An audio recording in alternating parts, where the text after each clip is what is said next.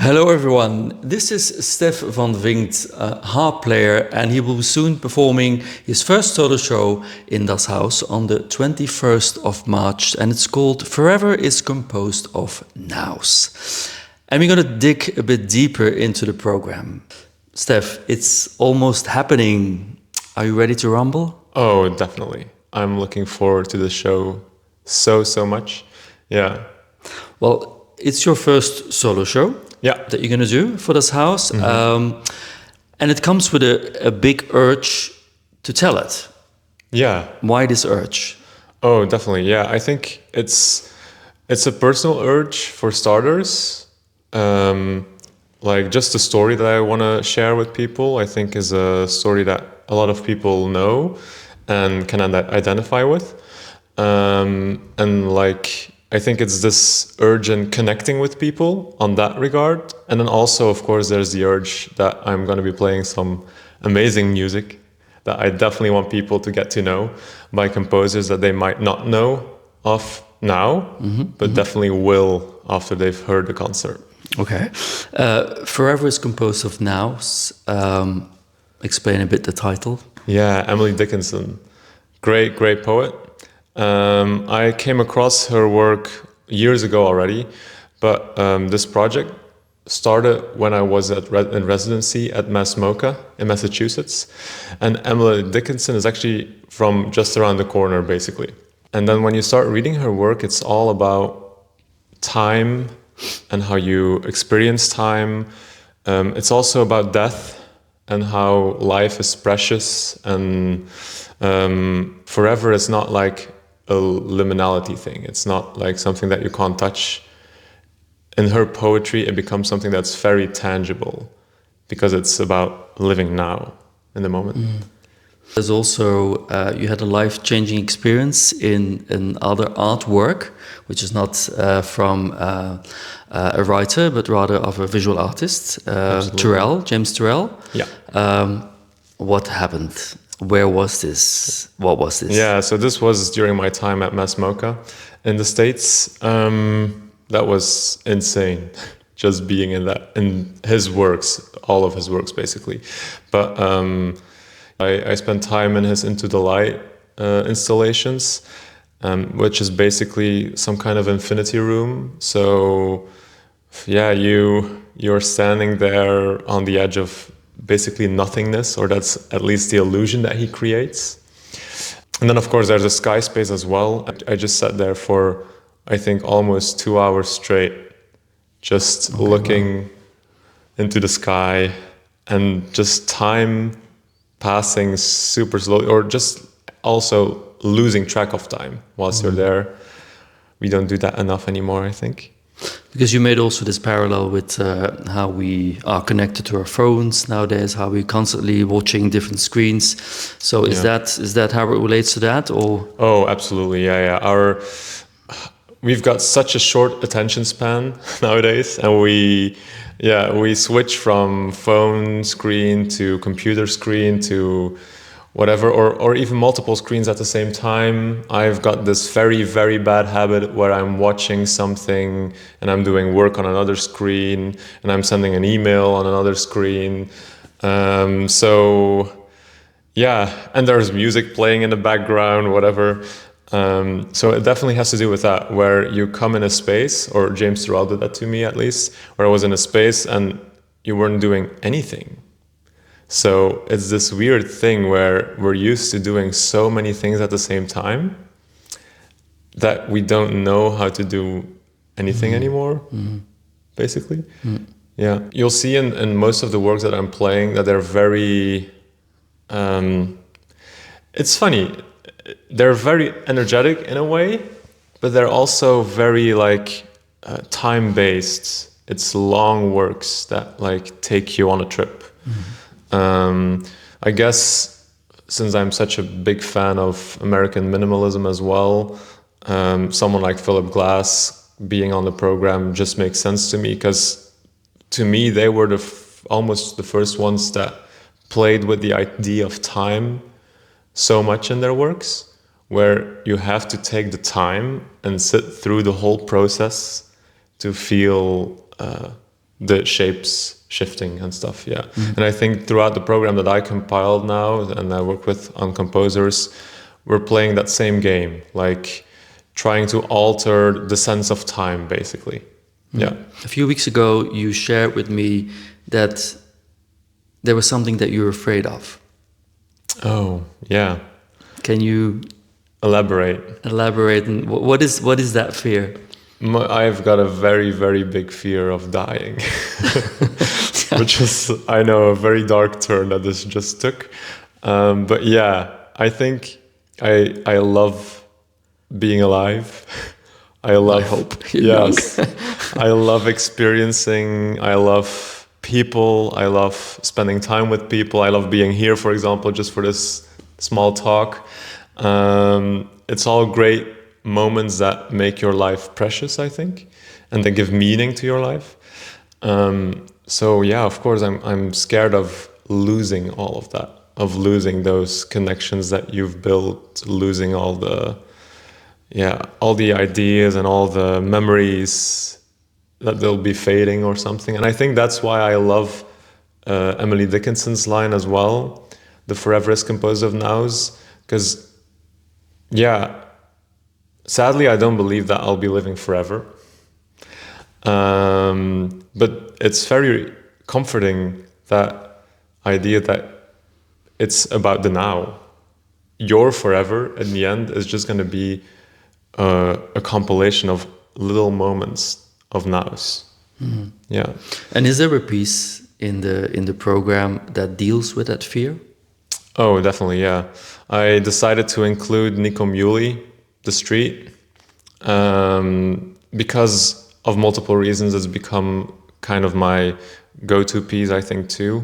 But it's all about death, basically, in that piece. It's about Jesus Christ, who's about to die, basically.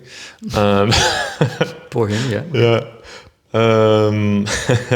So it's a sense of loss, but also love in that piece that I like, because there's a lot of like motherly love in that piece. And I think that that's what life is all about, right? Imagine you are living as a mortal in ancient Greece, and you're playing the harp already back then, and you play it so well that the gods get annoyed.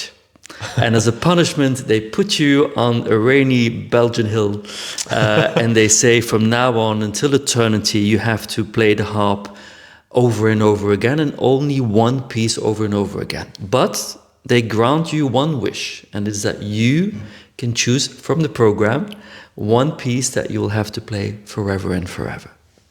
Which piece would that be? That is a horrible question, Sergio Roberto. Well, if I play it well, I can say Nico Muhly's The Street, because that's like, if I would play the whole thing, it's a 50-minute piece, so then at least I've got some, like, something variation, happening. Yeah. It's forever, huh? Yeah. Exactly. I'm in love with Chris's piece, though. Yeah, it's an invigorating piece. And I think, we've been talking about life and stuff. Life is invigorating. I think that piece has that sense. Plus, it's very active. I don't know if I will be able to do it physically forever and ever. Well, you have no choice. Yeah, because it's quite physical. Yeah. But yeah, no, I would go Chris Saron's piece. Okay, in super. the end. You will be playing a lot of composers. You mentioned already a few, Christopher Saron, you mentioned Philip Glass, there was Maya Bosnich, there was Helene van Hagenboom, John Sopko, several people. But going to your mum, is there a piece in the program that you think that if she would hear it, if she comes to the concert, I don't know. She will. She will, yeah. super. That she will say, Stef, Mama's proud of you when you play that song.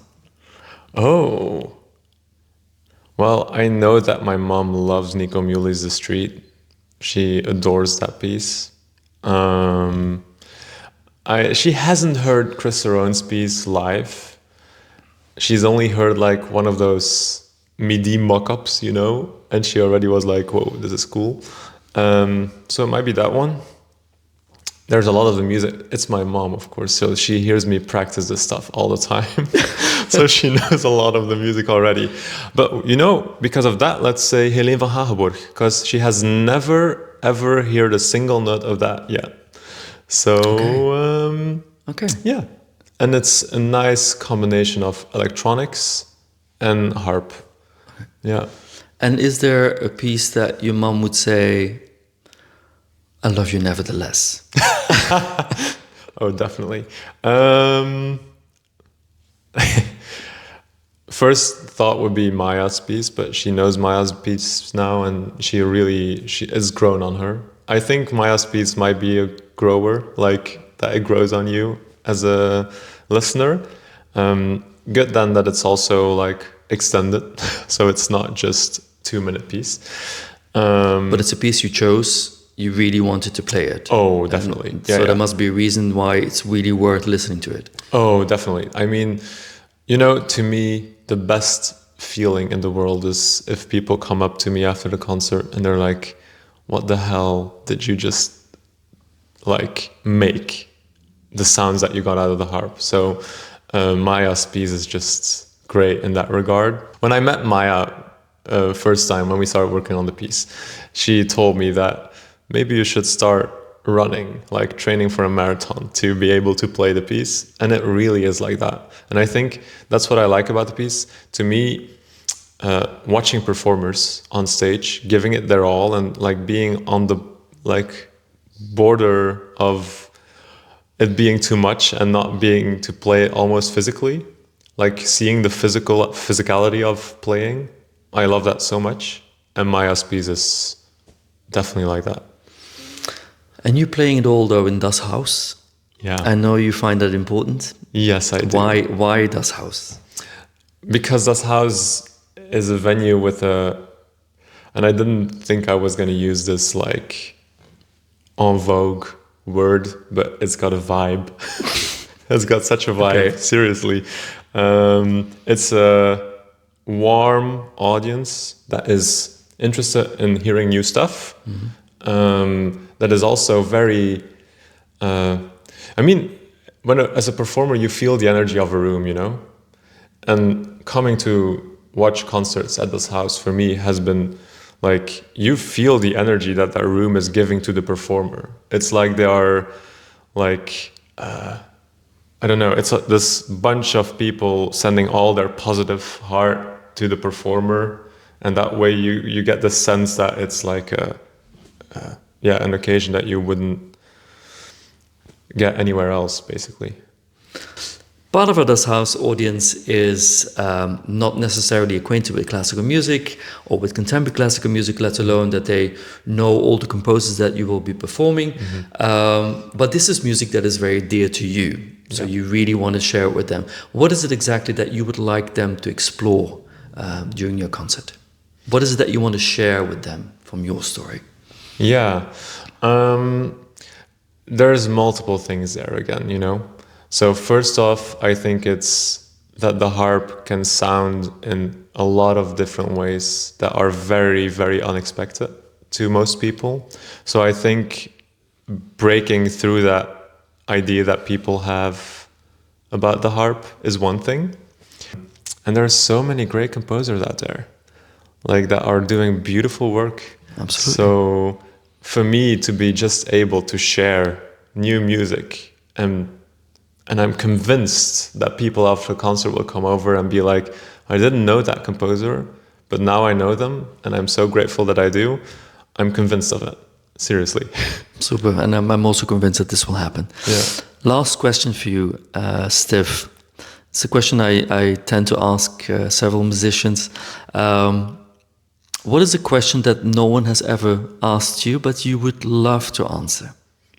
Oh my God, that is a great question. And again, you should have given me multiple hours to think about it. Maybe actually a good question would be, what about being a musician don't you like at all? Well, Stef, what about being a musician you don't like at all? It's I'm gonna be such a cliche now. Please be yourself. Do you. Yeah. What I don't like about it, I also love about it. It is the fact that it never stops. Like, never, ever, ever. It's you wake up with it, you go to sleep with it, you dream about it. It's something that just... What I was saying about the multiple screens, for example, I love TV shows, I love movies. There's so much inspiration to get from them. But the fact that I'm split screening my screen to have that on one side and then do work, it can be both creatively and or sending emails, whatever, shows like even in those moments I'm still thinking about what's next, Stef, I'm really looking forward to this concert. I'm sure it's going to be a blast. People will love it. People will come to you and rip your clothes off like groupies. But also thank you for making the time to be here, to do this interview, and to explain a bit more what it's going to be. You're very welcome. Thanks for having me. It was very nice talking to you, as always. Likewise.